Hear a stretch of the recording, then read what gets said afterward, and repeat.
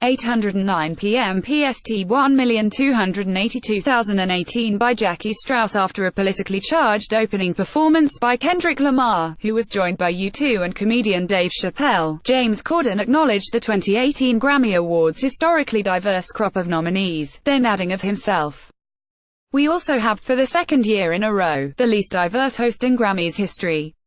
The powerful show opener ran in place of any performance from Corden himself, who opened last year with an impressive rap number.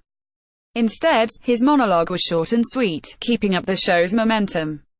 And instead of calling out the biggest movement of the year, Corden let the white rose on his lapel speak for itself.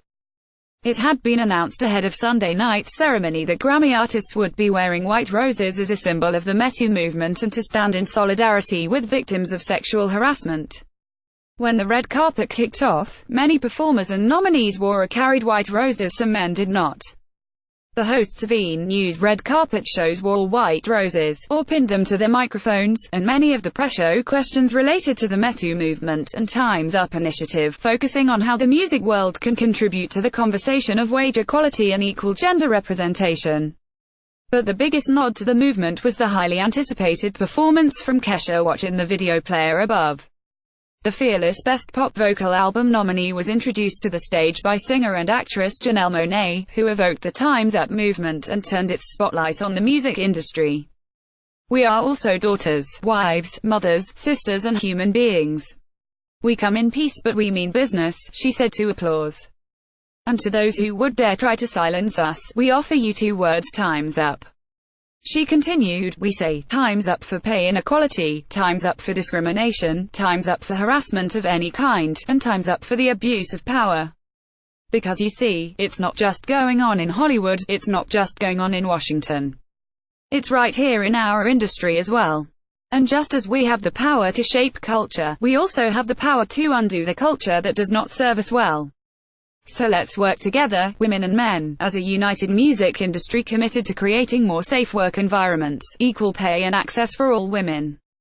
Kesha, who has been battling her former record producer Drive Luke in court for years over allegations of emotional and sexual abuse, performed her single inspired by the experience, Praying, with Cyndi Lauper, Andra Day, Camila Cabello, Bebe Rexha and Julia Michaels. The women sang before a chorus of women all dressed in white. Kesha, who grew emotional during the performance, ended the powerful set embraced on stage by the group. "That was an incredibly powerful and relevant performance that comes in the midst of a movement that commands our attention and our support. Thank you, Kesha," said Corden. Pink also performed a powerful, stripped-down rendition of Wild Hearts Can't Be Broken, singing along with a language interpreter.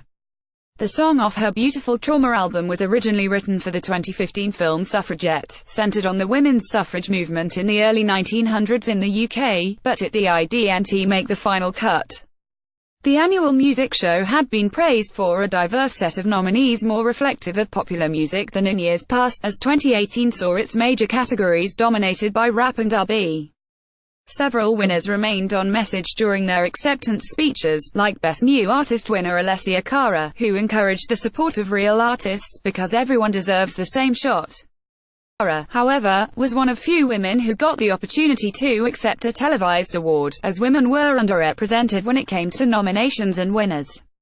The show was also filled with political and social statements, including U2's "Ode to Immigrants" in front of the Statue of Liberty, a surprise cameo from Hillary Clinton during a star-studded reading of Trump White House Tell Fire and Fury by Michael Wolff. Country stars Eric Church, Maren Morris and Brothers Osborne led a tribute to the victims of mass violence at concerts in Las Vegas and Manchester, and Alessia Cara, Khalid and Logic's 18,2,738,255 performance alongside a group of suicide survivors. The 60th Annual Grammy Awards took place Sunday night at New York City's Madison Square Garden and aired live on CBS. Head here for all the winners.